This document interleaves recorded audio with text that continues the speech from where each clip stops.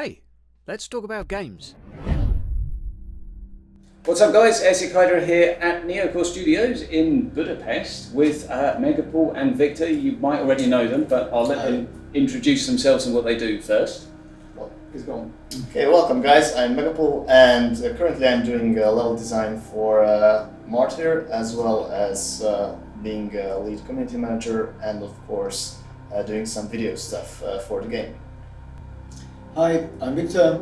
I'm the narrative designer and one of the writers for Inquisitor Martyr here at Neocore. Yeah, it turns out there's multiple of you. I didn't know that there's multiple writers, so that's something I found out today. Yeah, it's a team effort. Of course. But he takes all the credit. But therefore, when it goes Yeah, wrong... this is what I said. Those things about the team. That's my way of grabbing all the attention. So let's start with the the first impression I got, because I've been playing the sort of final build at the moment, the internal build that you guys have got. And the first thing I saw when I logged in, I was like, oh my god, the Psyker has had a facelift, and he sounds different. So what was the thinking there? What are you guys aiming for, and how do you feel about the new? I absolutely love the new voice. I have to admit, I was very satisfied with the previous voice as well. But well, it turned out that there were some occasions where we felt that we need a more powerful voice, because the previous voice was great, but he lacked that battle-hardened approach that we needed. So we decided to take another shot at the process, and I think we found a perfect Psyker. I really love the voice, and I think that it delivers those lines in a way that we always imagined our Psyker. Yeah, and regarding the facelift, I think that the first version was just to put something into the game, and we received overwhelming feedback regarding on the Psyker model. Yeah. And so we simply updated it to a better one, more detailed one. And I think it looks a lot better than the previous one. So. Definitely, I've seen the cover art for him as well in the backs over there in Dam. It looks pretty damn good.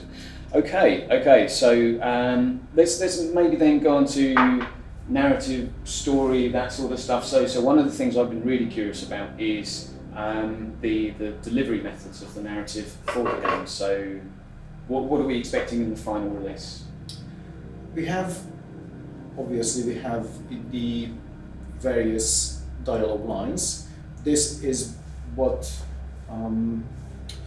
so this is, I would say, roughly about 70% of the whole script, because our main character is communicating throughout the game with various non-player characters, members of his or her retinue. And we have also cutscenes in the game. We will have cutscenes in the game, because presently we have the cutscenes, but they are not in that build that you played. Sure. There are cinematic cutscenes, and there are some cutscenes which were shot with the in-game cameras, and they move the plot forward, and sometimes they introduce a couple of hopefully interesting twists to the story. So this is the main delivery method, but we also have a tremendous amount of clues that you, as the good investigator of the Imperium, will be able to find during your missions.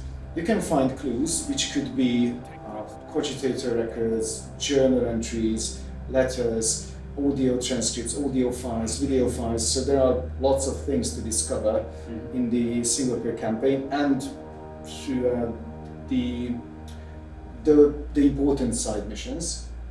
And you can also access your clues in the journal. So if you are in the middle of some heavy purge, then you don't have to worry. You can always go back and read the clues, rewatch the videos, listen the audio clips, and we also give you summaries of these clues, which is if you return a bit later to the game and you sort of don't really want to just reread everything, then you can read the clue summaries, and we also give you summaries for the investigations you have completed, which could read as, I don't know, how should I put it, like a synopsis of everything you've accomplished that far.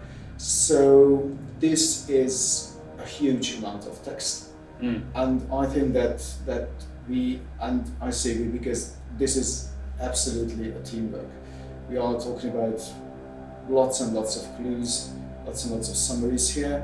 So we really hope that we could capture the essential 40k atmosphere. Yeah. We put huge emphasis on the tiny details, like to format the cogitator records, to include the bureaucratic nonsense of the Imperium, or the personal touches to the journal entries and the letters. So we do hope that you are going to enjoy reading through the clues. And of course the different format of all these clues. I think I've just started checking all of them out, and they are really refreshing to see each new clue in a different format. So data slates look different than cogitators, for example, and then there's a bunch of new assets added in 0.0.0 to all these clues, and all the bunch of new icons and backgrounds and visual formats. I think they're all refreshing. So players will get a change after every clue, because all of them look different basically. And a question for you about the clues then is, am I right in understanding this is primarily sort of background canon for the player to delve into, or will there be some decisions in game that a player could use those clues to influence? Will they be game related, or are they more sort of for additional canon? Well, it's sort of the other way around. Okay. Is that when you are facing choices in the game, because you have choices during the campaign along the Puritan radical axis, and sometimes things happen because you are somewhere on the Puritan or radical axis. These all result in different clues. Right. So yeah, it's the other way around. Okay, so okay, that's cool. So let's go to the next thing I noticed when jumping into the game then, and that is that you've been busy as the map person, because not only are there a bunch of new maps, all the old ones look different too. What's your favourite out of all of them? I think, it's pretty easy to say. I think the Chapter 3 assignment bunch, which is the Elf Legion and the Word Bearers investigation line, both include 4 quests. And I really enjoyed, for example, making an abandoned AdMech base. Okay. All the AdMech emblems and all the new cool effects that we added into the map editor, which is fire, smoke, debris, and all that stuff.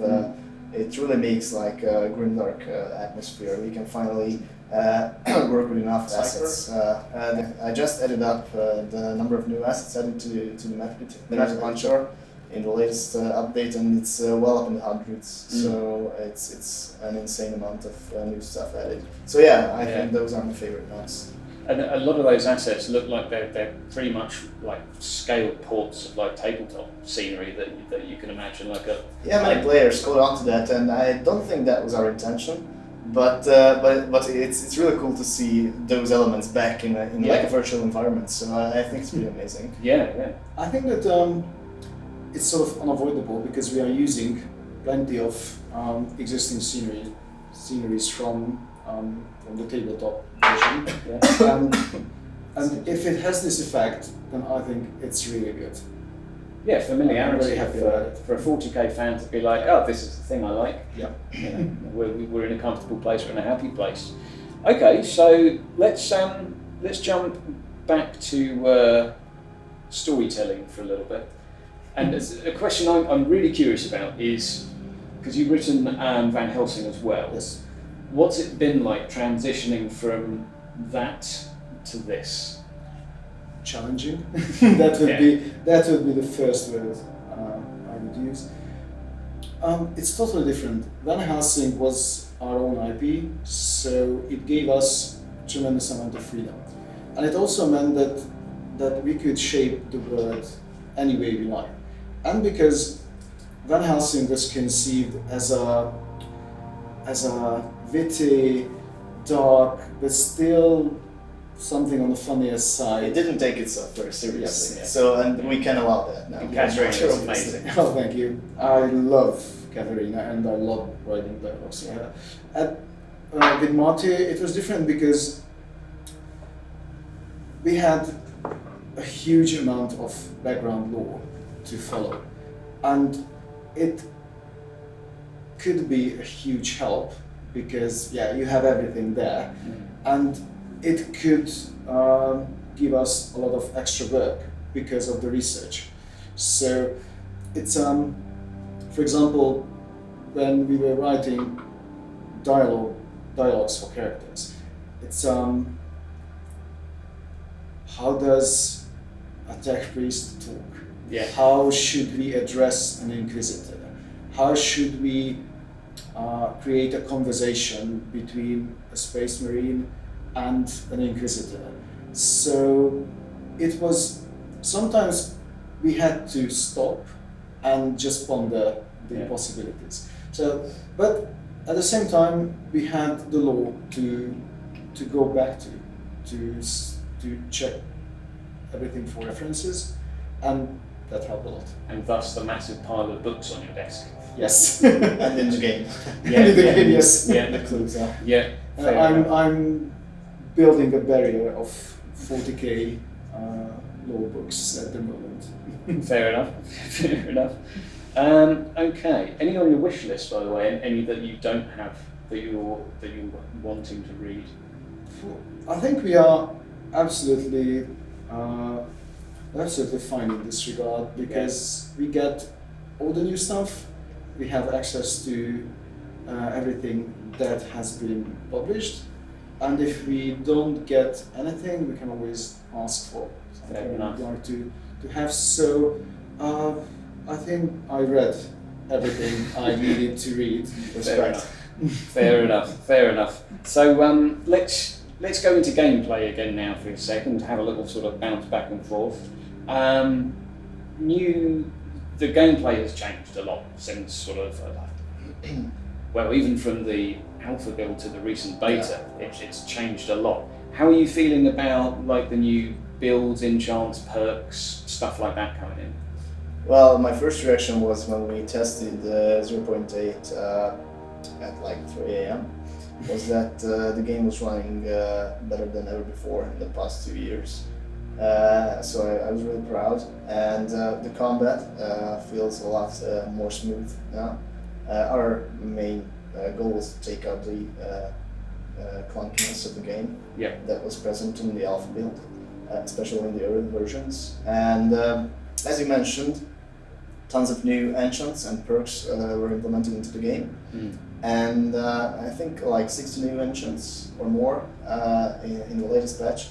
And this was the quantity that we needed to allow players to finally put together builds that revolve around a couple of gameplay mechanics. For example, for the Psyker, there's a bunch of perks and a bunch of passive skills as well, and enchants that all revolve around war peak levels, for example. So you can make a build that works well while you have low war peak, or one that works well while you have high war peak, or you can have one that bounces back and forth and sort of maintain an equilibrium of some way. And these really allow for a lot more builds, a lot more possible build configurations than before. And I think simply what we needed was quality enchants in a bigger quantity. Because all you need is methods to combine various builds together. They very much felt like sort of having just played for the last couple of days, they kind of feel like what was the missing link to me in terms of the character building, because suddenly I've got like 36 perks to pick from, and I'm sort of like, oh, what about that one and that one, this one and that one, how about that one and that one? And the previous perks, the initial perks of the game were like offering two big trade-offs, I believe. And now we offer more balanced perks, I think, that are more fun to have. Because previously when you took perks, it was like, yeah, this bonus is pretty cool, but in return I will be hindered in some way so bad that I won't even take perks maybe. This was a choice for the previous builds as well. And I think we managed to erase this and offer valuable perks to players, and a lot of them as well. So it's really cool. And following on from that, because I think it's so relevant, because we've got the change in how we're playing, but we've also got some new mission types too. So fill us in. And these are not even all the new mission types. Our plan is to implement a couple more. But again, this was done to, and this is done to improve the variety within the game. For example, the new defense game modes, really along with the silence guns and the bunker busting game modes, are the ones that spice up the gameplay a lot more. We can see the defense game mode first in action, I mean a variety of it, during the tutorial missions. I think it's the last tutorial missions. And that will be implemented as a random map mission mode as well. And I think where these game modes really shine is multiplayer, because it's super awesome to just fight off waves of enemies with your buddies, and I can't wait to try it out and see. Yeah, it was nice seeing it sort of scaled up for so after the tutorial one, having done one of these missions, it's like that tutorial just exploded into something a bit more threatening and dangerous, and sort of, you're going to be frantically trying to survive instead of chilling. Yeah, I mean, I think part of that was our goal, to add more challenge, especially in co-op, because co-op scaling was filled with a lot, and finally the suppression values and the monster HP values are scaling up nicely, along with additional party members.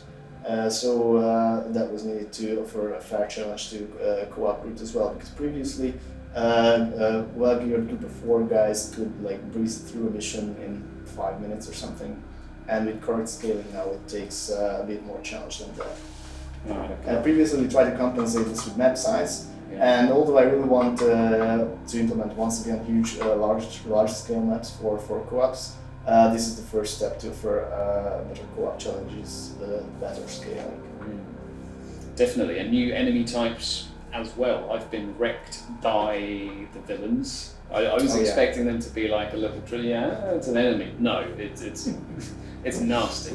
Indeed, this is part of a couple of new things also related to the new map system, because as you mentioned, all the new maps were revamped completely.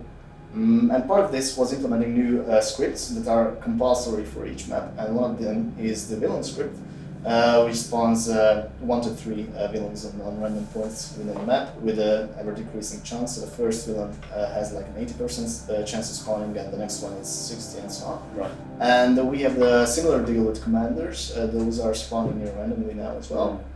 And another one that's a bit more fun is the hidden area map script that has a 5% chance of spawning on every random map, and it takes you to a hidden separate room outside of the map where there's a villain and a big loot chest full of rewards. Nice.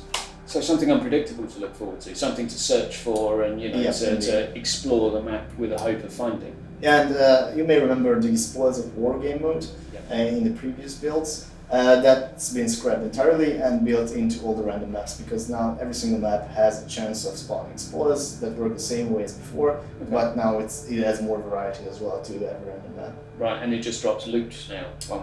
Yes, instead of quest items, it drops loot. Sounds good to me. So two more things I really want to ask. Who wants to tackle talking about the levelling system changes? Because for the longest time, I present you. For the longest time, there's been a few different levelling. I've been here for the last year and a half or so, and there's been 3 or 4 different versions so far. So why the current one? Well, I think the simplicity was the main reason to raise account levels, because that's what we did. We removed the account level system completely. And now it's a more traditional way of gaining inquisitorial ranks or levels, and those give the player skill points. So it's a much more intuitive way of leveling, because anyone who picks up any RPG expects to gain skill points from gaining levels, and that's what we did. And I think that managing two level systems was a bit clunky. And even though account levels were amazing for old characters, we felt the need to remove it, and now we will compensate. And of course, all the new additions in 0.8 sort of compensate for this old thingy, because now you have different stuff to care for alts. Okay, is that more sort of the heroic deed stuff that's going to make your ult stronger? Is there items? Indeed. Or is it... Because also like 29 new heroic deeds were added, some of those being hidden, so players will have a sense of different kind of accomplishment when they get those. Okay. Because they don't know what to do in the game to get those. So keep an eye on the forums, basically. And and of course perks are interlinked with heroic deeds, so heroic deeds unlock perks and some other things as well. Okay. So yeah, those are really useful for alts now, and that's much better in my eye than having to manage two leveling systems at the same time. Yeah. It was a bit clunky. I'm not saying that the idea was bad, because it was really working well, especially for alts, as I mentioned, but I think this current system is much more elegant. Very welcoming. I mean, having the option to do campaign and gain some XP, or do another mission, gain some XP. Because the XP was divided between mission types as well. Yeah. So to gain account level, you had to do one type of mission. To gain rank experience, you had to grind another kind. So yeah, I think it's much more elegant, and so far the feedback that I have received agrees with me. So definitely, I think the reception thus far has been pretty positive. It's play the game, get loot, have fun, and read the damn story. Yeah, it was really heartwarming to see, to be honest. I really appreciate you saying this, because I'm not allowed to do that. Are you allowed, though, to tell us a little bit about the Warzone? Is it Battleground Warzone? I keep getting it wrong. It's a Warzone. It's a Warzone. It will be Warzone. It's a Warzone. So just set expectations. So we know it's not coming at launch, it comes after launch, because we have to work to sort of earn our way there. Basically, yes. Also, you will need to know the background of how this Warzone is going to be born in our subsector. We have, besides the main campaign, we have another very important storyline, or a collection of storylines, better say, in the game. This is the forerunner of the seasons. So when you are not following the plotline of the main campaign, you have the opportunity to investigate in 3 different cases as an investigator. These investigations follow each other. So these investigations tell you about the machinations of 3 Chaos Space Marine legions in the Tenebral subsector. And as you are progressing in your investigation, in a typical 40k way, you start to uncover the traces of something even bigger, that you are facing tremendous threats and you are destroying the most unholy creatures of chaos with all their dirty plans, and still you have this deep dark fear that something is more going on. So as you finish the, let's call it the Chaos Undivided group of investigations, you will have a really clear idea of what you have already thwarted and what could be still to come, and that will lead us to the birth of the Warzone a bit later. But just to drop a Warzone into our subsector was something that we didn't want to do. We wanted to create the necessary background for it, and this will be the core idea behind each season. That season investigations will tell you all those background details, they will tell you everything through your actions. So not just large chunks of text. But they will be the foreshadowing, basically, of these. What I mentioned, the maps I enjoyed making the most are part of this foreshadowing that Viktor mentioned. So. Yeah, these are the Chaos Undivided is so as I said, we are a team now, and because the whole storyline and all these extra storylines, they are so complex that the main campaign has been designed by a really good friend and colleague of mine, János Tóth, and myself, and he had a huge role in designing the Chaos Undivided season. So this time we have so many plot threads in our story that requires more than one person to design and to write everything. So at this point, I'm really curious how players will react to all this content in the game, because there will be plenty to choose from. Sometimes you will need to sort of prioritize. Like, okay, I'm going to follow the main campaign because the main campaign is divided into chapters. The Chaos Undivided is divided into various investigations. And it's somewhat separate from So you could. We are not forcing you to choose between your main assignment and your other main assignment. But I think that it's still it could give you the sense of being a very busy Inquisitor in the 40k. But in the end, I think anything that brings large-scale purging will bring joy to the player base. Nothing is ever simple in 40k. It's never just one heretic. No, it's always just you cut off one head. Yeah. So it sounds like, the Warzone opens up through a narrative means, and presumably then it closes again and follows the next narrative, or? I can't comment on that, because Warzones are something which we want to keep as a surprise. And this is one of the reasons why we don't have them. Just like, we really want players to feel the build-up to that point. And Warzone is something that, so I'm not saying that there can't be various Warzones in the subsector. We have all the warp surges in the Caligari sector, all these local warp rifts causing problems and mayhem all over the place. It gives us plenty of room to send in some nasty surprises for the Inquisitors of the Caligari Conclave later on. Sounds good. Sounds good. And as far as I'm aware, from a gameplay point of view, this is where the sort of previously mentioned endless mission type thing, sort of quote unquote end game style content, will be within this battle zone. This is what we usually refer to as the endless. But I guess we're going to have to wait and see as to how that manifests. Yes. Fair enough. Just a bit longer. So by the time this video is out, your game is probably going to be coming out in about 5 days. So how are you going to be feeling come launch day?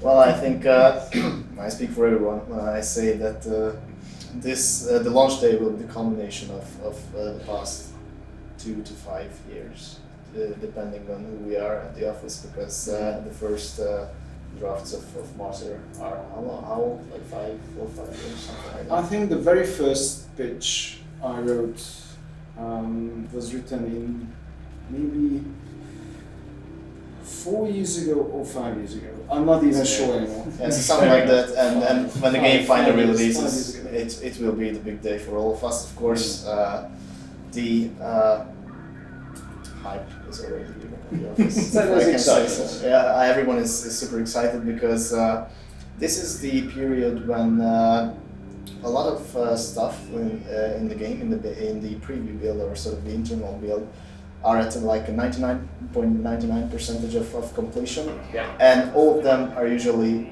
100% reach 100% at the same time, and then they're dumped into the game. And it's, oh my god, there's a bunch of cool features just get added. So it's the last couple weeks were like this for us, and launch day will be pretty amazing, I hope, and finger crossed for. Well, it's really amazing how everything is coming together. Suddenly, everything that has been in a placeholder status for a very long time, it's there. It's astonishing, really. So I think, yes, Launch Day will be the culmination of all the efforts, but as we are going to keep the game and the Caligari sector alive, it is just one very, very important milestone, but we will work with lots of stuff at release, because obviously then we have to prepare for the seasons, the war zones, everything. We will have to be adding new assets to the game. Plenty of things to do. Yeah, that sounds like a never-ending work for you guys, but hopefully never-ending fun.